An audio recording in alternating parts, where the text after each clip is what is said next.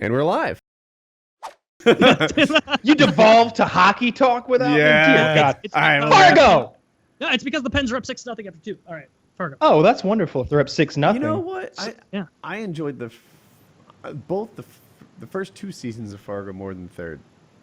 It's evolving too slowly for me. I do like the one British character with the teeth, but by and large, I don't know. That's not meant. I fucking love it. Episode. Season 3 is better than season 2. And are you up to date, Woody? I know we talked about this before the show. I'm fully up to date. So when the deaf guy from season 2 reappears in season 3, I was like, oh my God, this is great. I love these. Only now do the storylines converge, at least that I've noticed, though it's a really deep show with lots of shit going on in the background. And I loved this most recent episode. It's probably my favorite episode thus far. The whole crossbow hunting thing, them getting set up for the bus crash thing, how ruthless they are that they run that couple down and murder them. Mm-hmm. The whole scene in the woods was really well done. And then we get to the bowling alley. And I love that. I think what's going on there, I didn't Google or anything. I should have to like make sure that I interpreted this correctly. It seemed to me that man sitting there was the rabbi himself that was telling the story.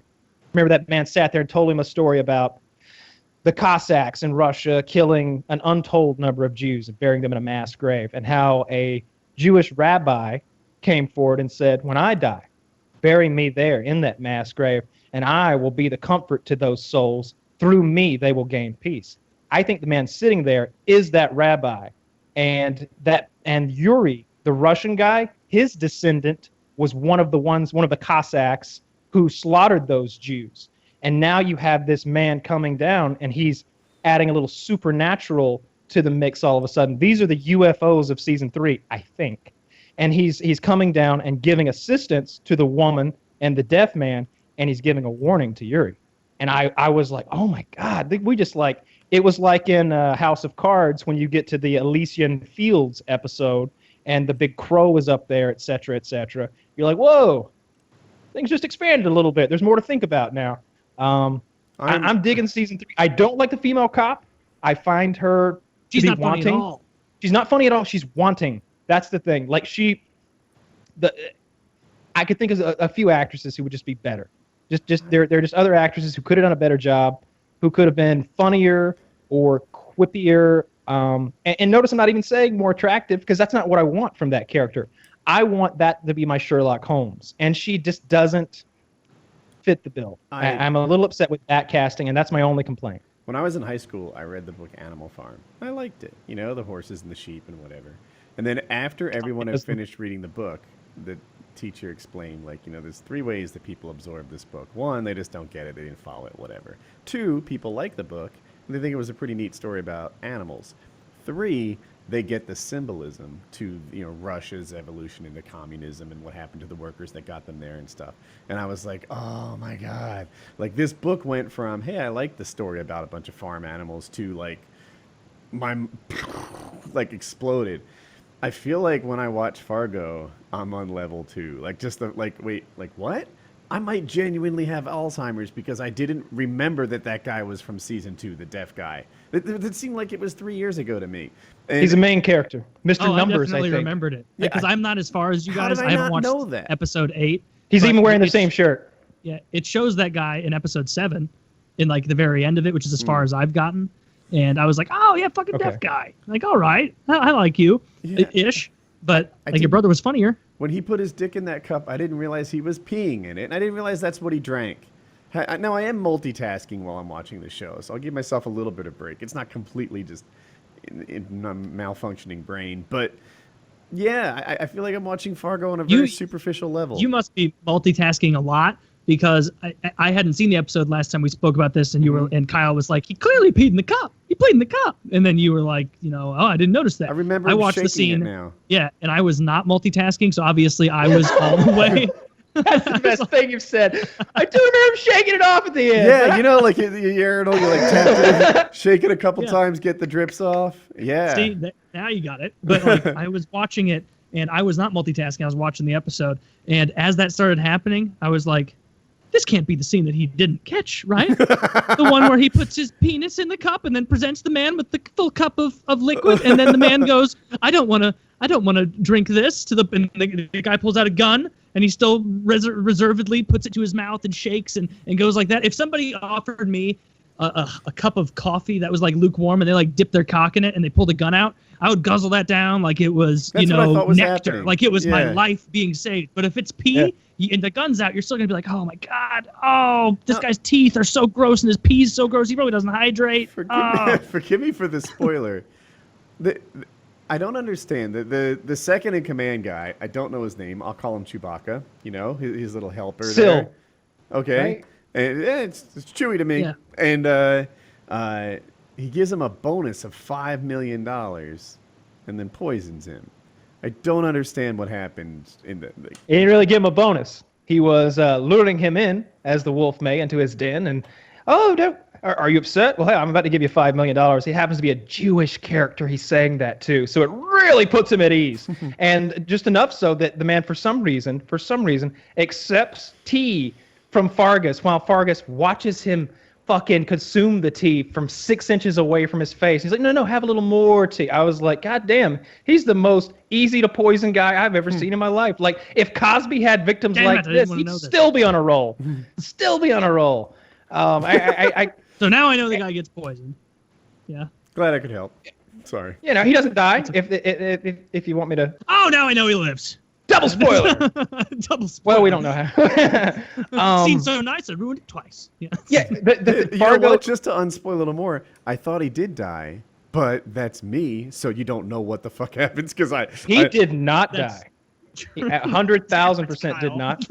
I think he died. So Taylor, you don't fully know. I think he Incorrect. He's in a coma. Remember, he's in a coma. Yeah, because they show the date. So That's a what bit of happens when you time surf passes. the web while watching this dumbass show. Yeah, they even write the date, the new date on the board, and they show that now the guy's got a beard because he's been in the coma so long or whatever. Like they started in like, remember, it was like just after Christmas, and he was like, I'm gonna give you a $5 million bonus, and he's like, but we already had one this year, and he's like, this is the second round. There were going to be 3, but I thought for tax purposes, we should wait till after the New Year. So that lets us know that it's somewhere between Christmas Day and New Year's when the man is poisoned. And then the next scene, you see him in the hospital with a goddamn beard, and they're writing March 20th on the marker board or something like that, and like all of his medications and shit. So he's been in the coma for 3-4 months. They just put him completely out of commission. I doubt he's getting his bonus. Well, Fargo's not a one-dimensional show. It's definitely, and it's not. And I don't pick up on everything, and I certainly don't pick up on all the hidden meanings. And some of it, I think, is just left up for interpretation, and each person will take his own thing from it. Unless you go to the creator, the writer, or whoever, and ask them what they meant, you might never figure it out. I'm not a big fan of the addition of Supernatural at all into this series. Like last season, season 2, at the very end, when after constructing that entire, orchestrating the whole plot, it gets to be aliens. Like I that really pissed me off. They showed the aliens in episode 1 and episode 10 or whatever, right? So they let you know it was gonna be a little weird. I don't like it. I feel like it takes away from it because it's the same way that what's that movie that Quentin Tarantino did, Until Dawn, From Dusk Till Dawn? Mm-hmm. From Dusk Till Dawn. That's Robert Rodriguez. Quentin Tarantino was a writer. Oh, okay. And so, he was in that movie though when he sucked the toes. He was in the movie. He's Yep, but he it was like that movie where it went and it was a really interesting kidnapping film for a long time, and then out of nowhere it's like they just realized, oh, how do we wrap this up? I don't know, fucking vampires. Like just throw fucking mystical vampires in it, and I don't like that because it's like it's lazy. It feels lazy to me. It's like you didn't weave this into the story. You took these people out of Middle Earth and plopped them in fucking Seattle, or I guess the reverse of that at the last second. Like you didn't reinvent characters. You just changed the setting to get a few more miles out of it. And I feel like that's what they did in season 2. I haven't seen the supernatural part of season 3 yet, but I hope it's more muted and more minimalized. I doubt it will be. It's what I just mentioned. It's what I just mentioned. That's all there is. It's the ghost/angel of the rabbi. I think that's what I took, coming back from the dead, to like interject himself into this showdown between Yuri, whose ancestors killed those Jews in that mass grave.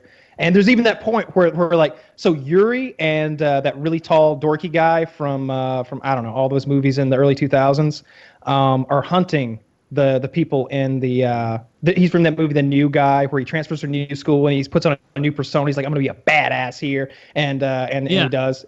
He was in Road Trip. He's been in lots of shit. Maybe I don't even know. Really tall, like 90 pounds, like just any. Yeah. So he's got a tattoo on his arm that says Helga, and Yuri says, I knew a Helga once. She never shut up. And one of those Jews that was massacred way back when, her name was Helga. So when the Jewish rabbi reincarnate, at least that's what I took, is sitting there, he says, Yuri, I've got a message for you from Helga. And then we have that crazy supernatural black and white flashback to a field full of Jew ghosts, and there's Helga standing in front, like giving the stink eye, you know. So I didn't mind that at all. I liked that little bit of supernatural mixed into the bit. The UFOs were way too much. Season 2, in my opinion, is just bad. But you gotta watch it to like get the whole flow now, I think. I used to recommend not seeing season 2, but now that I see that the deaf guy has returned in season 3, you need to know his story and what a badass he is. And he's the bad guy that you can kind of root for in all of this. House of Cards? Yeah. We're all going with House of Cards, all of us. So hey, as to the listener, there's timestamps. Hopefully, before long, we are going to spoil the fuck out of House of Cards. Know that going into this conversation. I liked it. I thought it was very good. I think I gave this one a little more attention than I gave Fargo, for example. I thought I predicted the ending. I thought the ending was going to be this. So you have the Underwoods, Claire and what's the Frank. And you have the Underwoods, and they're kind of like corrupt together. They're both bad people, but they're on the same team, and you watch them do their despicable things. And the other guys were like the all-American apple pie super people. But throughout the campaign, they kind of devolved a bit into being a little Underwoody. They were more willing to break a rule. They were more willing to to play dirty if that's what it took to win. The wife went from someone who just supported her husband through thick and thin to someone who wanted the power, who wanted to be first lady, who had her own sort of desires and thirsts. And I thought what was going to happen is the other two people were going to win. The Underwoods would lose, and then the husband would talk to the camera as president in the same way that Frank did. The wife would knowingly support him as a bad person, and the takeaway was going to be that it wasn't the people, it was the position that does this to the people. That's how I would have ended it. I think that's neat, but that's not how it ended. Frank is unique. He and his wife. I think that's the kind of the whole point of the show, is that they play by their own rules. They don't use the rule book that everyone else uses. They're despicable people who are incredibly narcissistic and self-centered. They really only care about themselves. Way, I didn't feel that way. Okay. The scene you mentioned, she says, "Yeah, don't fault me now because I want it too," because she's trying to help with the campaign. But I didn't see that as a negative. That's just her seeing that's not. It's a little ambition. But it pales in comparison to what do we see Frank do the first time we see him? He fucking smothers a dog, right? Mm-hmm. We've seen him murder people in cold blood. And meanwhile, you got this ex-war veteran who's all shaken up with PTSD over what he saw. Do you think Frank would have any PTSD if he had been in that situation? No, he'd have reveled in it. Was he the war hero after all? He didn't want to talk about that story. There was the guy who was there who also didn't want to So yeah, he really was the hero. They didn't spill the beans on that. They kind of leave that up for interpretation for us to figure out, I guess, what really went down. But it seems there was that scene where he was doing the live stream, and that guy called into it, and he clearly, it was the guy being like, "Oh, you saved me, you saved us," and it was the guy responding the way you might anticipate. I don't know, a person with PTSD to respond, where it's not like they take advantage of it. Because if he was just a politician and didn't think of it any other way, he would have been like, keep this guy on the line, have him keep telling me I'm a hero. I'll tell him, you're a citizen. I did everything I needed to protect you, just like I'm going to do, or whatever fucking sound bites it would be. But he was like, get him off. You need to get this guy off here right now, because this guy, he could have a flashback and he could this could really ruin him. So it's not even worth the undoubtedly awesome points that you would score politically for the risk that he could, revert into some.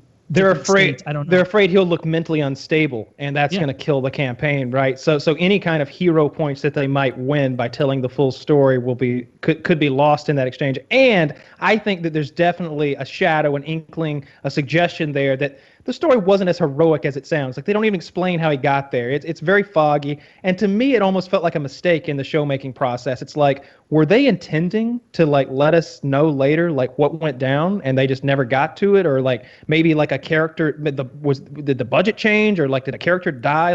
What the fuck happened that we're not following this more? Because there was even that part where they were questioning. They're like, "Sir, I'm confused because you're a pilot. Why were you even boots on the ground?" And I'm like, "Yeah. Wait, what kind of plane was he flying? How did he land it? Then what did he do?" You never get the story, and it just seemed needlessly ambiguous and confusing in a show that's already full of he said, she said, backstabbing, and you often can't tell a character's true motivations until 3 episodes later when they show you a flashback of Frank and his wife conspiring and weaving it all together. And amongst all that, they chose to put this bit of confusion, and I didn't care for that. Yeah, that's probably my biggest complaint. I remember the scene about the boot. Why were you even on the ground? Why did to me it cast doubt on whether it happened at all, whether it was him, whether he hijacked somebody else's bravery. I was very confused about it. I thought maybe I missed the bodies.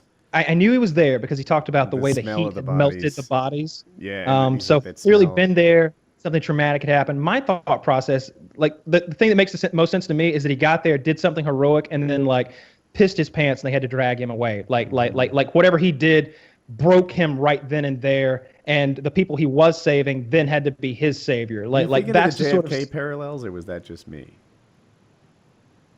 Yeah, if JFK was shot down, right, or something like that. I don't know. Shot down. He landed in the water, and I think he swam someone else to safety, and the story is just full on bravery, Superman. And he was talking to a confidant about it, and he's like, "You know what? That story's been so fucked up and twisted. I don't even think I know it anymore." And I don't know what happened or what the scoop is, but I felt like there was some sort of parallel. The main thing I didn't like at the end of the series, or the end of the season, rather. How many more seasons are there, by the way? Do we know? Don't know. It's not over. There's no way it's not over. It. But at the end, and this is a spoiler, when it kind of turns out that Frank's not going to be the president anymore, and it's and it just feels so out of character for him to suddenly be like, "Don't you realize I've been orchestrating this the entire time, and I have planned my own demise? I know that we can be more powerful than ever. If I'm out in the private sector and you're in here, we'll control both aspects of the country, and you know it, Claire." Or whatever the fuck he said. And it's wait, what? This, number one, I know Frank isn't retarded, because he would have seen, I don't know, dozens of other political couples having one person in the government, one person in the private sector, reaping huge benefits from it. And the explanation for that is always both of these people want political power, especially Frank. He even said earlier in the show, there's a difference between money and power. Power is permanent, or whatever the fuck he says, and money isn't. And it's what? You're just going against your whole kind of life work of putting political authority and power above all else, and suddenly just being well, it's not too bad, Claire, you run it from here, and I'll go do something in gas or oil or whatever the fuck. No, this isn't in line with you at all. This is if at the end of the movie, Gandalf changed teams and was actually, let's go get that ring back. I see a lot of potential. He explains his motivations. He explains his motivations, right? Though he says that when he was at Elysian Fields, he came to this understanding, and it's also at Elysian Fields. I think I'm pronouncing that right, with the whole secret organization, etc. That he made that statement that there's a difference between money and power, and one is better and lasts forever, and all that shit. I was thinking he was referring to bull balls. He said that seasons earlier when Remy went after the money to work as a lobbyist, and he kept the power. Yeah. Anyway. He was saying Elysian But that just Fields. seems he says again Elysian Fields, but he says that the Elysian Fields thing was his motivation. Well, think about it. He gets there, and he's the president, and nobody wants to fucking deal with him. And he looks at what he sees that he doesn't have much power, and he sees all the power that these guys out there have. And then, of course, he's really cornered at the end, where he doesn't have much of an option. They're going to impeach him. That's how It seems. You know what I thought would have been crazy? What if today during the Comey thing, if Trump had walked in and sat down? that would. Trump if he just came in. Can you imagine if Trump did that? Like, he goes in just like House of Cards. That's where he learned about it. And he sits down and he looks over at the camera. He's like, none of these rubes have any idea of Russia. They don't buy it. They're all trying to convict me. They'll never convict me. They have no idea what I'm doing. I'm thinking up here. They're thinking down here. And then he looks back at the crowd and they're like, you know, we can hear you, right? Like House of Cards? No? that would be so funny. Dude, all that. Oh my God. These idiots genuinely think that I eat McDonald's on my plane. Fucking rubes, right? Yeah, that kind of shit. But he does eat McDonald's on his planes. His figure has given that away. I feel like when... Oh, I don't even want to say this, but I have to. So when I land my paramotor, what I used to do is, like, I try to land in a particular spot, but I wasn't doing that. I was predicting the spot I would land. So I was under the false impression that I hit my spot very frequently. When in reality, about 100 feet away, I'd be like, I bet I land there. I feel like that's what Underwood was doing. He was like, he moved the target to wherever he was going and said, I've been planning this from the very beginning. This is the spot I intend to land, right out here in the private sector as a resigned president. It's like, no. You just figured out where you were headed and acted like you aimed for it from the start. That's not the truth. It's like when you're playing a board game with someone in like Monopoly or whatever, and 3/4 of the way through the game, they start doing like ridiculous moves and do that bullshit with like, oh, I'm just trying to lose as fast as possible. I'm going to lose all my hotels, all this and that, trying to rob you of your victory. And it's like, no, we started this game. You lost the game, and now you're going where I'm putting you, which is in the loser bin. Like, don't act like, don't haughtily saunter over to the loser bin, jump into the shit and go, feels good. Oh, I bet it would. Oh, I love losing. I love this. This was my plan the whole time. And it's like, what are you talking about? No, you're the fucking first grader that peed his pants in Happy Gilmore or Billy Madison or whatever, and everybody had to pee the pants too to make it seem cool. All the cool kids pee their pants, you know? Like, it's that level of infantile behavior. But, of course, Frank's, and I've also noticed that Frank's, his little turn to the camera and talk things have become so, like, in the first couple seasons, I really felt like, oh man, like these are some like little tidbits of wisdom. Like, it seems like he really has some good tips here. Like, he really knows what he's doing. More and more, it's like, no, these aren't sneaky things that you're doing. You're just ham-handedly romping around the White House and then going and whispering with Claire like you did something deft. Like, no, you're like a bull in a china shop. Talking to the camera. Like Claire, I hated when talking. Claire. Who else? Just so you know, I've always known you were there. I'm just ambivalent to your attention. I hated when Claire broke the fourth wall too, because it's like, no, this isn't a show about a bunch of people who are going to end up breaking the fourth wall because you don't know how to write who else did the other exposition. Break it? It wasn't just Claire, right? I thought it was just Claire. I think it's just Claire and Frank, but I wanted it to just be Frank. Like, that should be the thing of the show. He's the only one that knows the audience is there. I didn't like. Well, next show was going to be Claire. You know, like next season, you got Claire as the president. You got Frank holding that dead body over her head, and her holding his pardon over his. Next season has the makings of some interesting intrigue. I'm glad we got through the boggy, boring crap that is presidential impeachment proceedings and Senate hearings that this season kind of was part of. I love this season, by the way. I thought it was very good. House of Cards is always really strong, and I like it. Just, I mean, the strength of their cast is so good. Robin Wright Penn is in the Justice League now, right? Her name's it's Robin Wright because she divorced Robin Sean Penn. She's Claire. Claire is it? Yeah, Claire is in Wonder Woman. And she's also going to be in the Justice League film now. I have two Game of Thrones non-spoilers. You'll just be happy to hear it. The last two episodes are the two longest episodes. They're 71 and 81 minutes long, and that's the whole thing. Oh, nice. That doesn't ruin the season anything, but people itself, are excited. The season itself, I saw that a similar article. The season is like all the other seasons have been like 9.5 hours of content. This season's like 7.5. So it's like 2 hours shorter because they have fewer episodes, which sucks. But I don't know. At this point, like every time Game of Thrones comes out, I'm always so excited that it's come out that Like even it's like watching F is for Family, but way more intense. Where Have like you F is given for up hope on Family. the books? Do you remember the cute little thing I don't we even used to think do about it. that? Like, will the books come out before this season does? Oh no, the TV show's getting ahead of the books. Like, that's a really weird state of affairs. Now books don't like. I remember towards the end of season 1 as it was airing, and I was finishing the book series up to what they had, and I was like, season 1.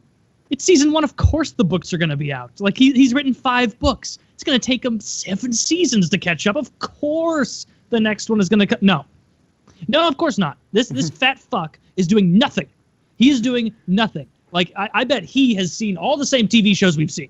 Because he is not. He's doing a podcast talking about Fargo right now. He's up to date on Supernatural too. Like he plenty of time. That show is like 20 episodes.